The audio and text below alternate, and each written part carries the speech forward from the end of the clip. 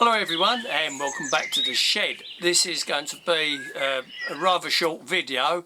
I'm in the process of making a prototype for the next video, and while I was sorting out some suitable pieces of wood to practice on to make the prototype, I came across a piece that I put away, or several pieces that I put away a long time ago and completely forgot about them. And I'll show you what I've got. This is a piece of holly, and I've got several pieces, and they've been in a plastic bucket for over 2 years, and I completely forgot about them. And as you can see, they look really dirty. Anyway, so while I was doing these practice cuts on this next project, which I hope you will like, it will probably be amusing if it works out right. I'll take this off the lathe here because I've been messing about with it. This is how it turned out. It's spalted. So it's a sort of a, I'm not saying experiment because I never did it to experiment to see if it would spalt. I just put them in this plastic bucket to be out of the way for a while, and like I said, I forgot completely about them, but that's quite nice. So I put a piece on the lathe here, another dirty looking piece, and we'll have a quick run through, see how it turns out. So there we are, we have this piece in the lathe, and I just sharpened up my skew because it was getting really dull, and that's where we got to so far. I wonder if I can take you in a bit closer. There we go. So bear with me on this, it's going to be a warts and all video. It might turn out to be a complete waste of time, but there you go. Right, here we go.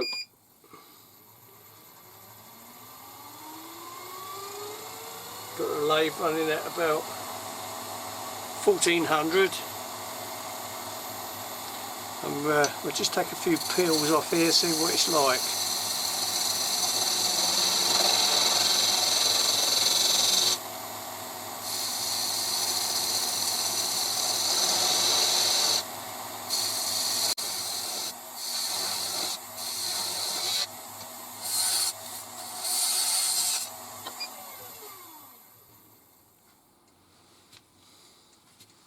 It looks a bit dirty.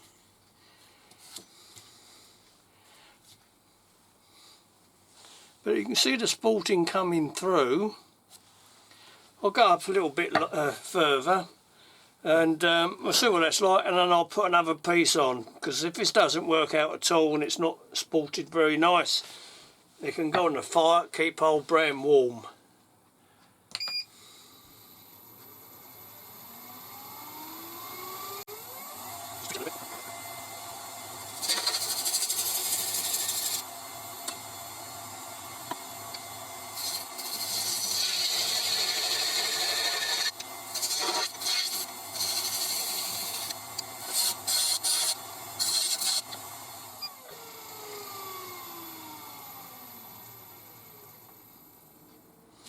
Ah, that's looking a little better.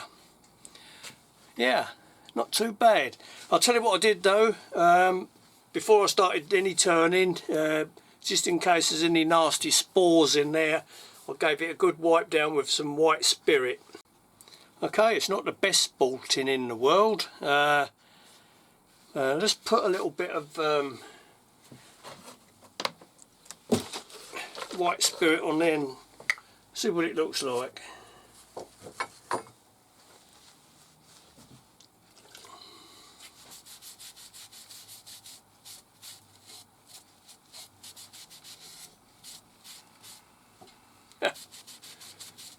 darkened it up a bit.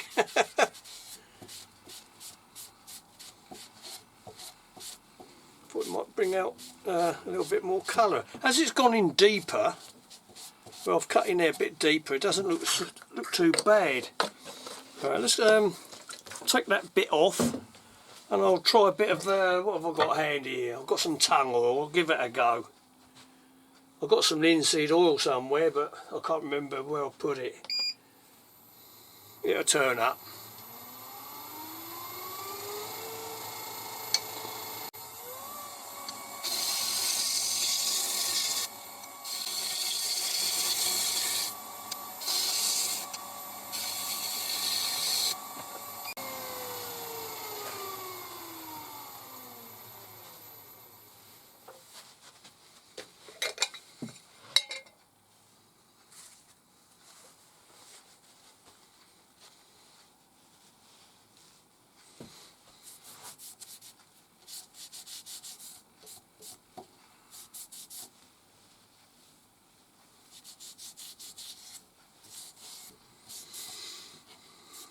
Not that brilliant, is it?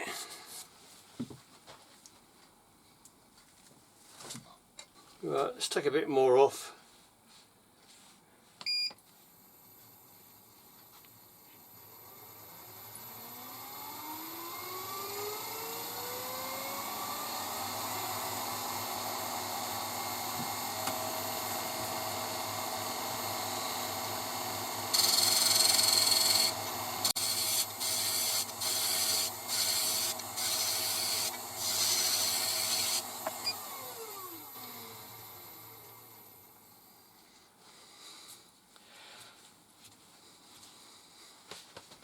Right, let's try a little bit of wax on there. See what that does. Because if you think this is a complete waste of time and you could be doing something better than watching me mess about, no hard feelings. Have a cup of coffee or a cup of tea. I know there's no sanding sealer, or I haven't sanded it anyway. I just wanted to see if it improves with any finish on it, which I doubt if it will.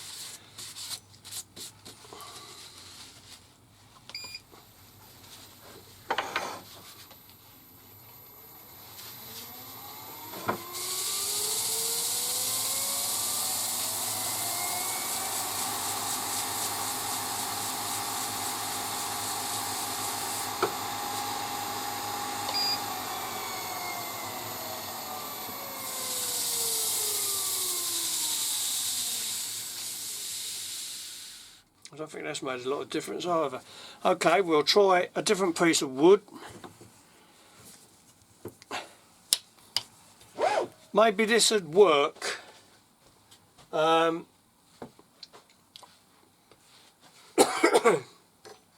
Prepare a piece of wood as if you was going to store it. You know, seal the ends, turn it to a cylinder. Seal the ends and then put it in a plastic bucket with some damp sawdust. See if that would work.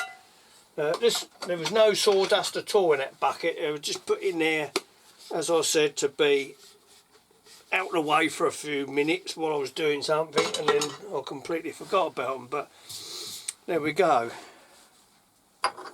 Okay, let's get this out and try a different piece, see if that's done any different. Where's that other bit? Let's try this bit. I'm not going to worry about putting any tenons on it or anything like that. I'll just turn it as it is. Also, I've had a few people ask me about the lathe, and I shall come back to that in a few minutes.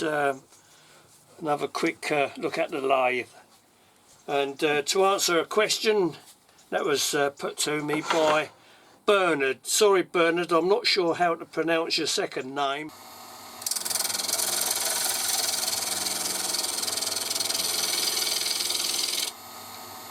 It's kept its shape remarkably well for being in a plastic bucket for all that time.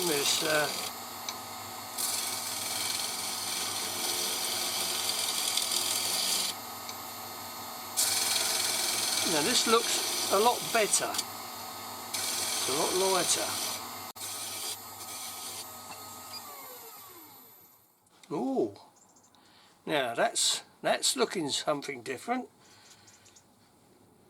Yeah, that looks quite nice. Oh, let's go in a little deeper, take a bit more off.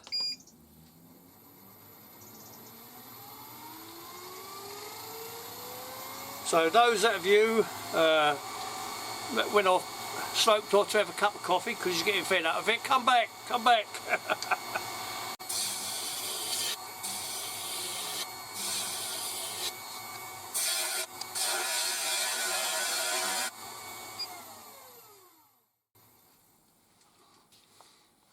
Now that does look something. Okay, so we'll leave it at that. So it's a sort of unplanned experiment on spalting.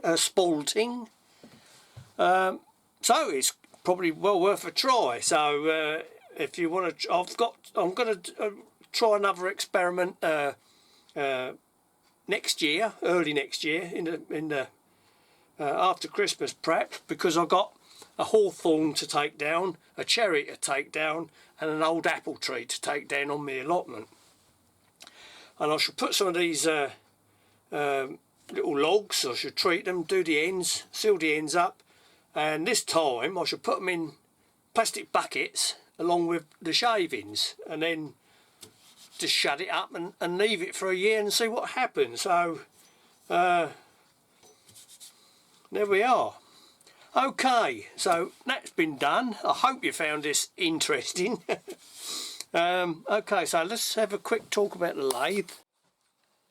This is bench mounted,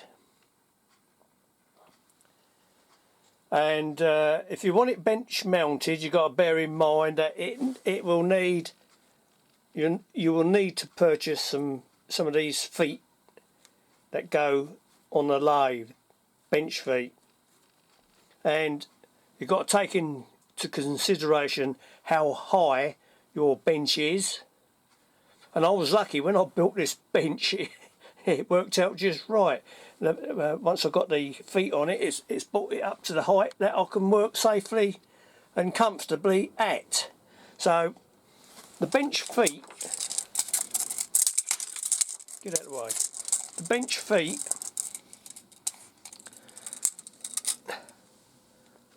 look as near as, damn it,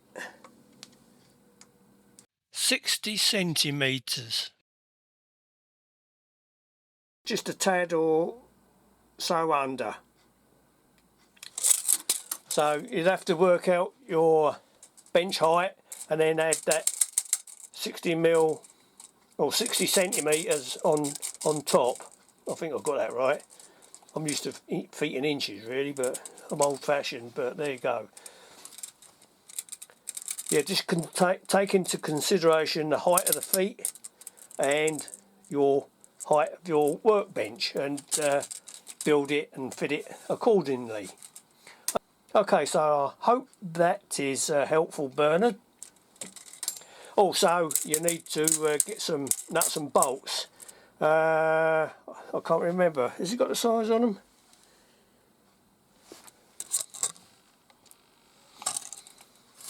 Yeah, they look like 8.8. They could do with being a little bit thicker, but that's all I had in the shed at the time, and they seem to work out okay. I've got underneath held in place with washers and a spring washer, and plus it's the nut, of course, and it's bolted down nice and secure on the bench. Okay, so moving on to the controls. We'll start here. You've got an indexer, which you can lock the lathe there on this thing here, and you've got a little window I don't think yeah, look, you can see the numbers of the index in there, so you can click that round to whatever you need, which is handy. A nice little window there. For the speeds, there's your speed controller: fast, slow, fast clockwise obviously, slow anti-clockwise, reverse. To get it into reverse, you have to hold the button down and it beeps and it'll go into reverse. When you stop it again, it will go automatically back to forward. I don't know if you see that or not, got the light on it. And you've also got your belt ratios, which you can move along. Obviously you have to undo this, which is very easy. Got a screw there. It's easy to take off, and to change the belt onto whatever pulley you need, like fast, medium and slow, and then you just tap where your belt is to give you the corresponding revolutions on your dial there, if that makes sense. It's got a nice handy emergency stop. There's your stop button. That'll turn it off, and it's a few seconds before the lights go out. There we go. And then unplug your machine, plug it back in, switch it on, and you're ready to go. So I hope that's cleared up one or two questions that you've asked, and I can't think of anything else. Oh, it comes with this handy Tommy bar here to push out any tools that you got in the end there, like your spur drives, and to loosen up the head if you want to do outboard turning, which I hope to do sometime. You've got the holes threaded through there, ready to put a bed extension on if you require one.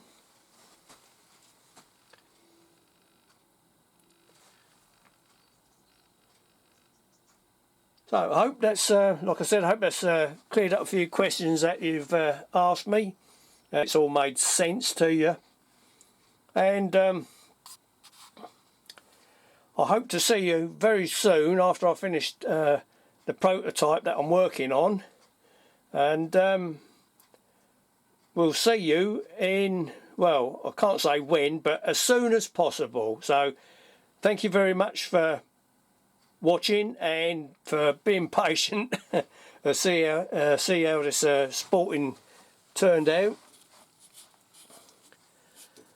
and like to thank all my new subscribers. I think I've picked up about 30 or 40 new subscribers, so thank you very much everyone for subscribing, and also for everyone that's stuck with me these past few years, watching me in my old shed. I appreciate all your comments and of course all your subscriptions. So anybody else that's new watching my channel, if you haven't subscribed, please subscribe, and thank you very much. So we'll see you as soon as I can. Bye bye for now.